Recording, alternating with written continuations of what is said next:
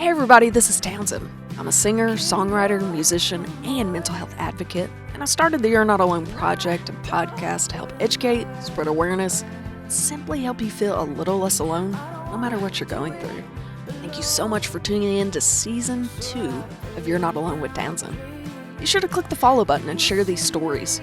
You can also watch the interviews on our YouTube under Townsendtmusic. You can also keep up with the journey if you follow us on Instagram and Facebook at Townsendtmusic. Every like, follow, and share helps us continue to change lives.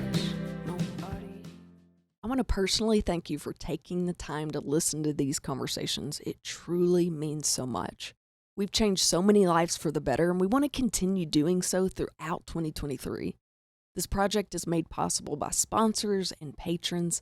So if you'd like to help keep the You're Not Alone project going and hearing these amazing stories, we would love for you to join the family at patreon.com/TownsendTmusic.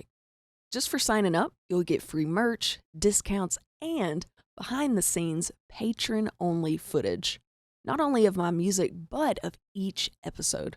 That's right, so each guest on every episode answers a few more questions that only patrons will be able to watch and listen to. So head on over to patreon.com/TownsendTmusic and let's continue changing lives. What is up, everybody? It is Townsend. Thank you so much for tuning in to You're Not Alone with Townsend. Today I've got Lauren Castleberry. We were just talking about how we've never met in person, but I feel like I already know her. So we got on and we're just like catching up like we're friends or something. And then I was like, oh, wait, I'm Townsend. It's nice to meet you.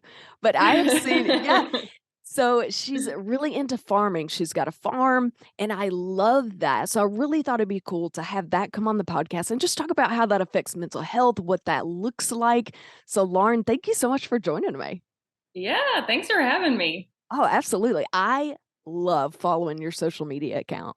I love that, but that always is a shock to me when people are like, I love watching what you do and following you. I get so invested in it. I'm like, I feel like I lead a pretty boring life, but No way. Oh my God, are you kidding me? No shot. Wasn't it? yeah. Didn't I message you? Were you the one? It was either you or Jill. They're two farmers I follow pretty closely, but there was a goat. That And was me. Yeah, I think that was me. yeah. The goat, Okay. the goat No, talker. that is not a normal life. Okay, Lauren. There was a goat that had been basically frozen. We had a really cold spell. Yeah. And she posted a video of it in the kitchen sink, like in warm water, just holding its head up, trying to thaw it out.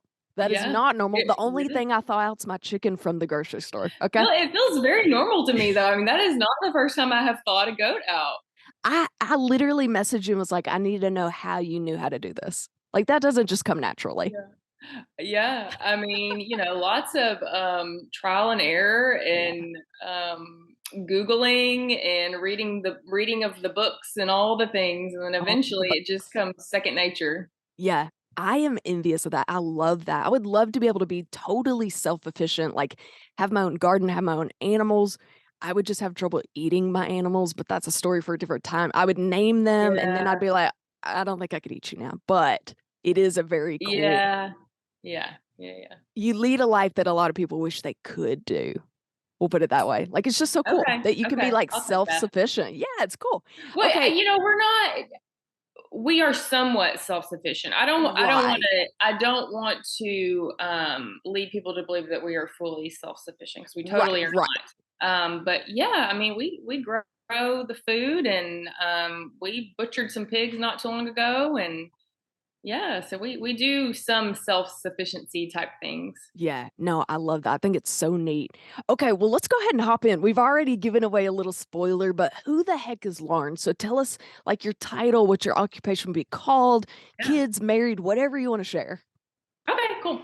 So yeah, I'm Lauren Castleberry, and I am a 35. I just turned 35. Wow, were you not As sure? you get older, you have to like think about it. I just Is your turned 35. birthday today? Was that there was a It, lot of hesitation there?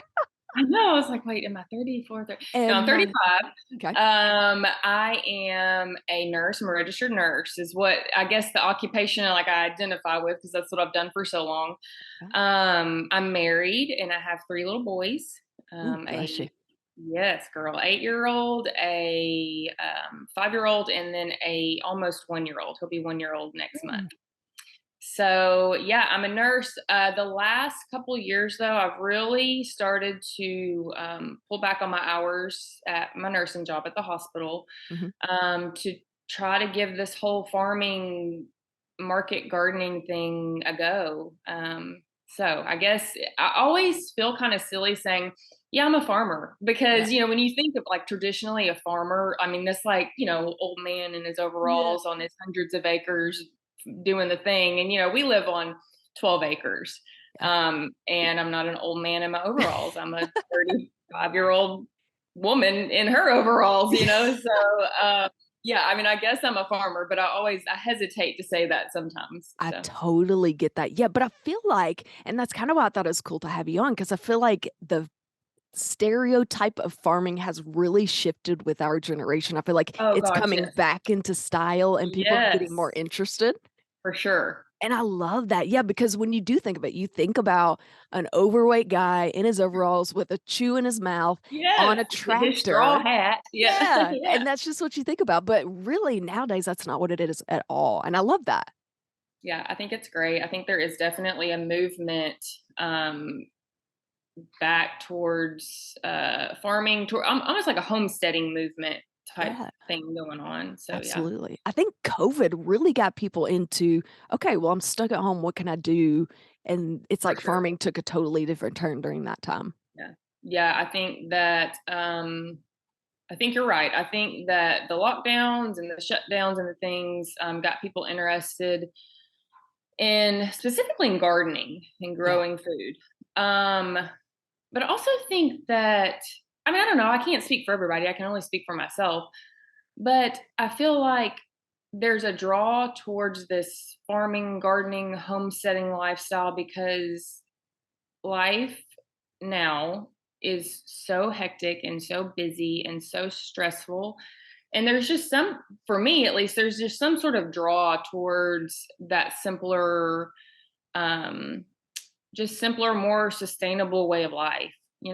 Absolutely. Absolutely. So what got you into farming and gardening and how long have you been into it? I know you said you kind of dove in 2 years ago. Yeah. So, okay. So, really, I think the seed was planted for me No pun many, intended. many years ago. Dutch. Yeah. Yeah. No. Yeah. I totally didn't mean, I didn't What? mean that You as a wrote corny. that. You had Yeah. to. That I was did. so on. That was so Yeah. on. Um, so years ago, I actually was born in Georgia. Years and years ago, I lived in Georgia, and my dad and his sister had this hobby goat farm, and those are my best childhood memories. Okay. Going to the goat farm at my grandma's house on the weekend, hanging out. My dad would piddle around and do little projects and stuff, and my brother and I would play out on the farm with the goats. We get on the tractor, this, that, and the other. And those are truly like my best childhood memories. Yeah. And then we moved to Arkansas when I was 10, I think. And got out of the goat farming thing and, moved to Conway, Arkansas. Anyways, fast forward many years later, my husband and I got married and we moved out here to Greenbrier, actually Spring Hill. We live between Conway and Greenbrier. Moved out here on 12 acres. And then we had our first son. And when we had our first son, I don't know, something was like Get spurred goats. out of me. And yeah, I'm like, oh my Just gosh, like I've got to give my child these childhood memories that were so great and so yeah. grand. And so Tyler said, well, you figure out how to afford the fencing and the goats and stuff, and we'll make it happen. And so, buddy, I'd worked so much I was an ICU nurse at the time at UAMS, and I was working overtime like crazy. And I got ourselves a little herd of goats, and it just grew from there. And then the gardening came on when I had my second child, my second little boy, and I was really looking for something to do with my oldest son. I had kind of that mom guilt where I felt like I wasn't paying him a whole lot of attention because we were in the newborn chaos, and I was paying, more attention to the newborn. And I was like, what can I do with him that, it could just be like our thing? And so I don't even know why, but I was like, oh, we'll start some seeds. And so we did. We started hundreds of seeds together, and we started our first garden that year. And we had so much fun. He had fun, I had fun, and then the love just kind of grew from there. And now we have a much larger garden space. And yeah, I mean, it just kind of grew from there. That is amazing. I love it. So I try to grow vegetables like every year, and it's like super exciting, but it is so much work. I don't think people Oh my give you gosh, enough yes, it is. credit because I Mm-mm. can keep them and then like the next day they're dead. And I'm like, what the heck happened? So it's Dude, a lot yeah, of work. yeah, it is. It's so much work. Especially it's funny, and in the spring, at the end of the winter, and then into the springtime is when you really, you get ready to start a garden, and then kind of beginning of the summer into spring you plant your garden, and the weather's so great and it's so Yeah. nice, and so you plant this massive garden, and then the real work comes in the heat of the summer, Oh, and you're yeah. like, oh my gosh, what have I done? And I mean, it is Regret. a lot of work. Yeah, absolutely. Absolutely. There's something about digging your fingers into the dirt, though, that's like so therapeutic. And I Yes. think people, like you said, I think people kind of lost that. Especially, I keep referring back to our generation because Mhm. obviously that's what I relate to, but social media and computers and technology is just around us 24/7. We're on Mhm. call 24/7. You have to post and content and Yep. work can get a hold of you. So something about disconnecting and sticking your hands in the soil, even for like 5 minutes. We were talking about Oh gosh, seeing the yes. sunshine. You're like, Mhm. God, it just changes your total aspect on everything. Makes you a new person. Yeah. Oh, for sure. And I even have to, I share what I'm doing out here on social media because I really am. I'm trying to start like a business. I'm trying to Right. supplement our income. I'm trying to pull away from the nursing side of it, and get more into the gardening, farming side of it. And so I do post a lot on social media, but sometimes I just have to like leave the phone and just like be out there in the garden, in the dirt. And yeah, I mean, it's just, it's really like, I mean, I don't mean to sound dramatic, but it's like life giving, really. Sure. There are so many things in life that are life sucking, but that is one thing that just really, it's good for me personally. Absolutely. Absolutely. I'd have to agree. So I feel like we talked about this earlier. I feel like the popularity and it's almost becoming a fad for lack of better term, but I really Mhm. feel like people are like, okay, cool. This is the cool thing to do. Let me give it a try. But what advice would you give for those people that are wanting to get started maybe in gardening? You're right. It is kind of a fad in a way, which is, I mean, not, I don't say that No, that's a great as a fad bad to thing. Yeah. start. Um, but the downside of that, we talk about social media and stuff, is you can get on social media and you can see all these people that appear to be doing all the things, and it looks so great and so glamorous, and so you can really get in over your head pretty quick. And so I would say, just for anybody wanting to, I don't know what your goal is it homesteading, is it gardening, what is it? I would say start small, definitely start, but start small. Like, if specifically if you're wanting to garden, like, pick a few things that you like to eat or your family likes to eat, and try that out. Don't set yourself up for failure by creating this massive garden, and then the real work comes, like we talked about, in the middle of the summer when it's stinking hot, and then all of a sudden you're like, oh my gosh, I'm over my head, I can't do this. Yeah, so pick something, start small, and then grow from there. Absolutely. I have, so like I said, I love doing the garden. I have like, I gradually, like every spring or so, get a little new, like a new bed for it. And I only Yeah, have, that's like, great. I think I have like 4 beds, and that's a lot. It is, Like, yeah. and it's nowhere near acreage or anything like that, but yeah, just one bed. And I had like, let's see, probably 6 things in there. And I was like, Mhm. oh my God, so much because you got to research how to do it and how to grow it. So I think that's Right. great advice. Right. And the thing is, like, in your garden space, you probably can produce a pretty good amount of food too. Like, you don't have to have a ton of space to produce a lot of food. Right. So yeah, you could definitely start small and still have a really good harvest at the end of it. Absolutely. I ate spinach for days because that's Yeah, what I yeah, grew. I had yeah. And salads for then you're like, I put the work in to grow this. I'm eating oh, it. I did not let a leaf go Yeah, bad. I yeah, ate that salad for days and days. My friends were exactly. sick of me. Oh, Yeah.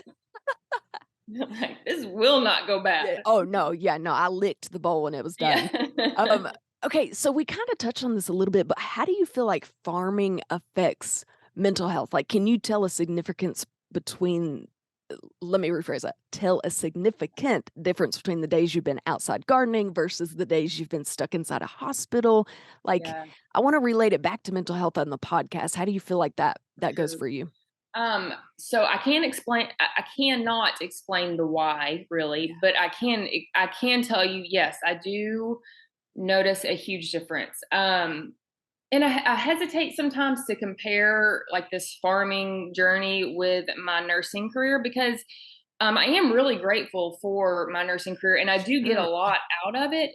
But I will tell you that on the days that I spend in the hospital working all day long, um, it never fails. I leave there exhausted mentally, physically, and I just feel drained. And I Yeah. don't really know why that is. And I don't know if it's because I'm just giving so much of myself. Um, but yeah, I do. I feel very physically and mentally drained anytime I work at the hospital. On the flip side, when I'm outdoors working in the garden or working around the farm or whatever, I mean, I can put in, it can literally be in the middle of August, 100+ degree day, and I can be outside working my tail off all day long, manual labor, and I can come back in still exhausted Sure. physically. But something about that at the end of the day, mentally, I feel so fulfilled. Yeah. And like why that is, I don't know. I don't know if it's, maybe because I've been in the sunshine all day. Something about being outdoors and doing the things that I'm really passionate about, I guess. Sure. They lead. It doesn't matter how hard the work is. At the end of the day, if I put the effort in, if I put the hard work in, I leave feeling so satisfied and so gratified, um, and just in a better place mentally. Yeah. I don't know if Absolutely. that really answers your Oh, question. yeah. No, absolutely. Okay. I mean, I think there's been a bunch of research and studies showing like we need to take our shoes and our socks off for a minute and just like feel the dirt Mhm. under our feet. We need to put Yeah. our fingertips in dirt. We need to, you're supposed to have at the very least 15 minutes of sunshine on your face a day. Right. And so I think, and that wasn't to say like healthcare is not good for your mental health at Yeah, all. for sure. Mostly just saying like it's important to get outside for a minute, like to be locked in four walls everybody has to do. You have a 9 to 5 job or Mhm. whatever, but just remember like getting outside is so good for your mental health. Yeah. And there are days, the department I work in the hospital, there are no windows or anything. This Right. is sounds terrible. This sounds like No, a no, no, hospital no. is, This is but yeah, I mean, like there's no windows. And so there are sure. days that I can literally walk in the morning and not see daylight until I leave.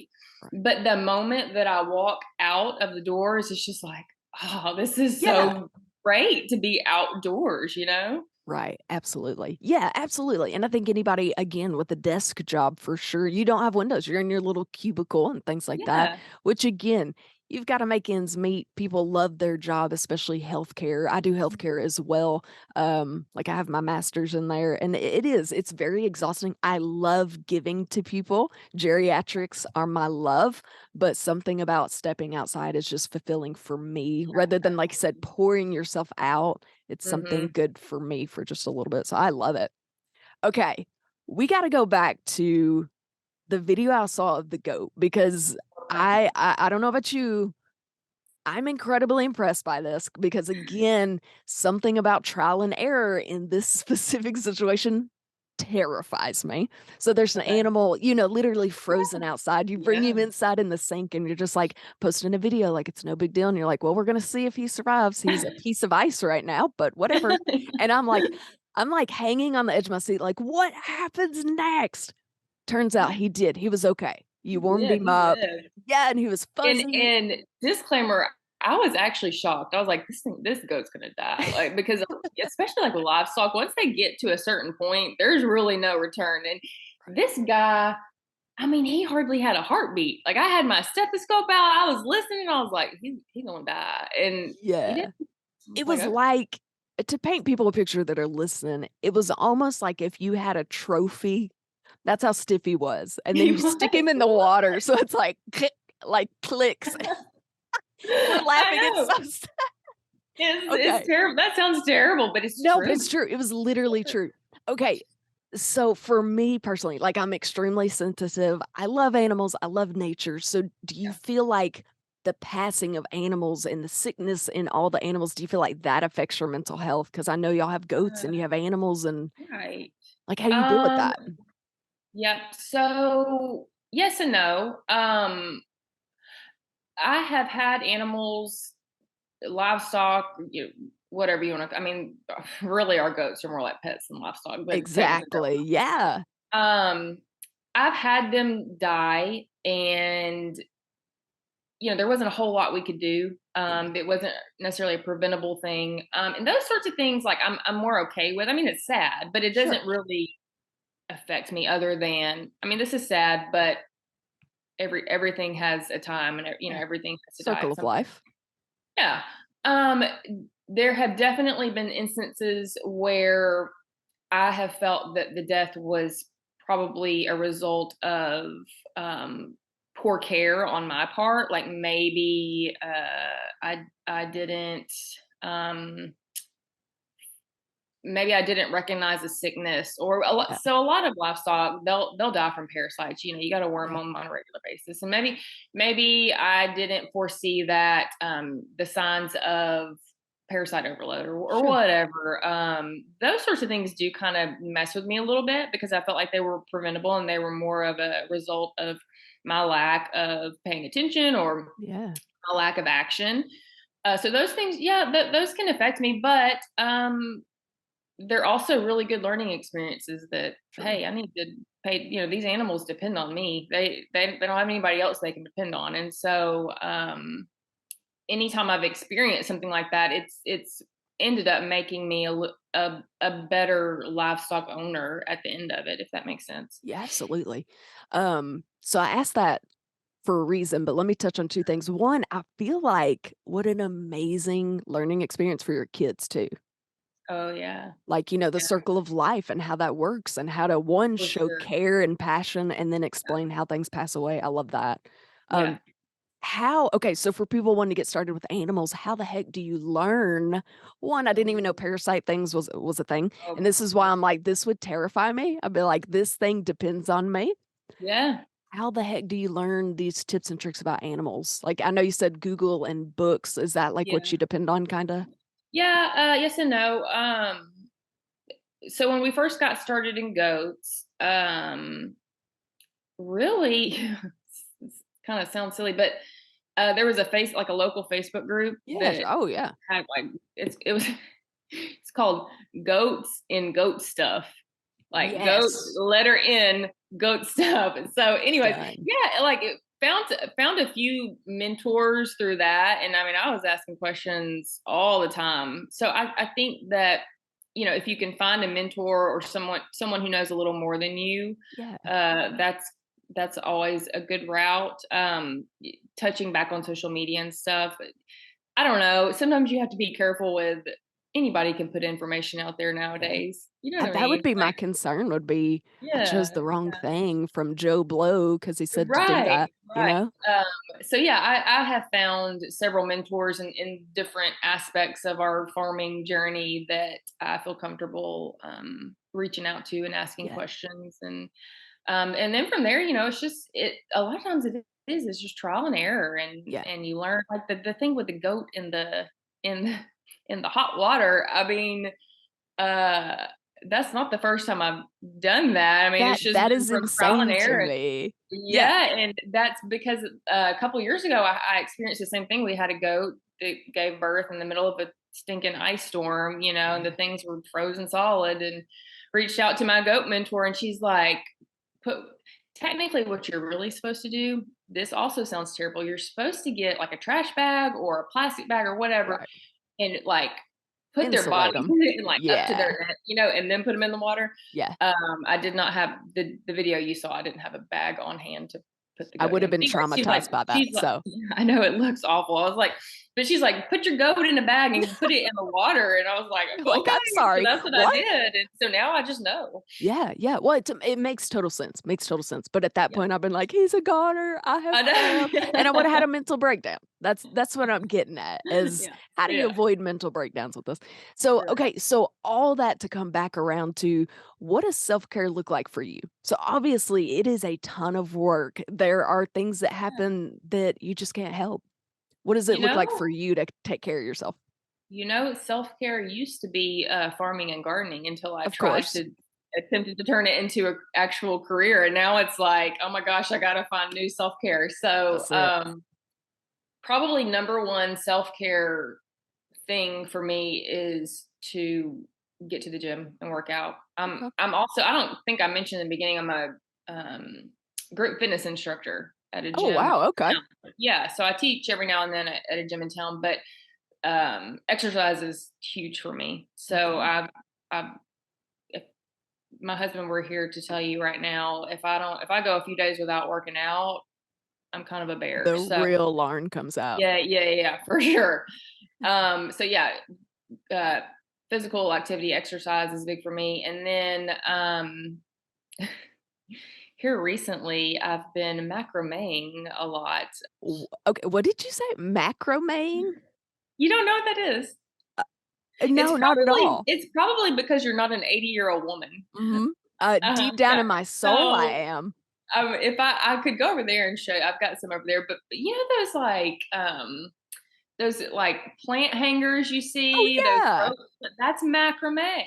It's basically you're just tying a bunch of different fancy knots and you're Okay. creating these things, plant hangers, and I made some earrings. And so anyways, That's lately I've awesome. been really into macrameing. Tyler's Wow. like, yeah, I put the kids to bed at night. I get myself a glass of wine and I macrame. And you macrame. And so Wow. yes, it's a Oh, lot of fun. boy. Wild Friday night. Yeah. So, Yes, basically, a exactly. 90-year-old woman did this all the time, and they're like, "Oh, we're gonna call that macrame after your name." Macrame, Yeah, yeah. And then macrame. some weirdo like me saw a few YouTube videos and was like, I want to do this. And so I do it. I love it. I actually know exactly what you're talking about. I love it. Absolutely. Okay. And I'm not it's better than sitting on my couch scrolling my phone all night long. I mean, I'll just macrame. You just macrame. I'm just gonna start saying that word just because Yeah. it's fun. You know what? I think I'm gonna go macrame, and people are gonna be Yeah. like, "What is that?" And I'm like, "I don't really know." You kind just come over here one night and we'll macrame together. Okay, so we talked about self care for you. Where can people find more resources for beginning gardening and farming? Mm, okay, so there are, gosh, we live in an age where there's information literally at your fingertips. So, Yeah. um, this sounds very unprofessional for me to say, but I mean, literally a quick Google of most of your questions and Yeah. you could find the answer. Yeah. But I mean, there are a lot of really good resources. So, like specifically for gardening, your local extension office, they are a wealth of knowledge and they are free. And they also give you money sometimes. I mean, I Oh, just got a huge grant for cool. to put a big another high tunnel out in our garden area. So I would say the extension office is a great place to start. Because they're also trained to give you information specifically for your area, like what Cool. works for me in my area may not work for that person over, on the Sure. other side of the US or whatever. Um, but yeah, there are other resources as well. There are books, and one of my favorite books for gardening and farming in general is called The Lean Farm. Hmm. So yeah, I mean a lot of information, a lot of resources out there. Yeah, I could just follow your Instagram, get tips and tricks. Let me Yeah, ask this. fun. If I said my music office had vegetables in it, could I get a grant? If I just said I was growing vegetables in here. In there, I'm kidding. I'm kidding. listen, Are they gonna come look? Just- I mean, Don't answer that. my life motto is, what is the phrase? Ask, do now, yeah, ask ask for permission forgiveness. later. Or Yeah, ask forgiveness later. that has been my motto for quite some time. Lauren, My advice is going to be just go for it. See what happens. Don't tell people this stuff. Don't give people this feedback. I was kidding. Everyone listening, I would never. Yes. You definitely should not do that then. No. You're gonna be like, what? We thought Townsend Alarm was so nice. No, I love it. Lauren, thank you so much for joining us. I feel like, I gotta go. I gotta go put my hands in some soil. I need to go garden right now. It's 40 degrees outside, but you've inspired me. I gotta go do it. I've got a lot of work to do outside, and no. you're just on the road, so you come on. I don't want. Yeah, I changed my mind. Never mind. Yeah. I'm kidding. I'm totally kidding. I would love to hang out with you whenever you give me a call. Let's do it. Let's hook up. That's it. That caught me so off guard just then. That is awesome. Yes, little macrame, little guitar, little vegetable. As long as you feed me homemade food from your garden. Yeah, my husband makes sourdough. That's the thing. Here's what you don't know about me. I will grow all the food in the world, but I won't cook it. Shut your mouth. I hate Fun fact, I'm a great cook. Oh my gosh, we were meant to be friends. You cook it. We're meant to be friends. Let's do it. Yes. All right. I tell everybody that's on the podcast, I hate to tell you, but you basically signed a verbal agreement that we're going to be friends from now on. I check in on my people, so I'm going to be checking in on you, making sure all is good at the farm, at Lauren's farm. All right, guys, thank you so much for joining me. Lauren, I hope you have a fantastic evening. Great. Thank you so much. Absolutely. If you'd like to hear the rest of this interview, visit patreon.com/TownsendtMusic. And don't forget, you can also watch the interviews on our YouTube channel at Townsendtmusic YouTube. Okay, guys, if you're in the market to buy or sell, I have the perfect company for you. Clark & Co. Realty is located in the Benton, Bryant, Arkansas area, but they're able to serve you no matter where you're located in the state. They've streamlined the process of buying or selling a home to make it so much easier. They have a team of industry experts that make sure you have access from anything you can think of. I'm talking from local home inspectors to painters to gardeners and so much more, just to provide you with the best service possible. They're dedicated to providing the most up-to-date market data in the area. And I think the coolest part is if you go on their website, you can use their easy-to-use fast property search. You can even create a custom market report to see what's active, under contract, and sold in your neighborhood. Their team is made up of caring, knowledgeable professionals that work around the clock to help you with the process of buying and selling your home. So again, if you're in the market to buy or sell, Clark & Co. Realty is definitely the company for you. Tell them Townsend sent you. Let's be honest. I think we could all use somebody to talk to every now and then. Healing Path Counseling in Conway, Arkansas is 100% my go-to when it comes to therapy. Wendy Blackwood has more credentials than letters in the alphabet. She's won awards for her outstanding services and has a whole page of board memberships. Basically, she knows what she's doing. She works hard to help equip you with the tools needed to live your best life. She even offers a variety of services, including, but not limited to, cognitive behavioral therapy, technology-assisted counseling, relationship counseling, and EMDR. Trust me, I know therapy can be intimidating at first, but let me assure you, Wendy does her best to make you comfortable and find the best solutions and plans for you. Trust me, don't wait to make the call. Give Wendy Blackwood Healing Path Counseling a call today. Get started on the best version of you.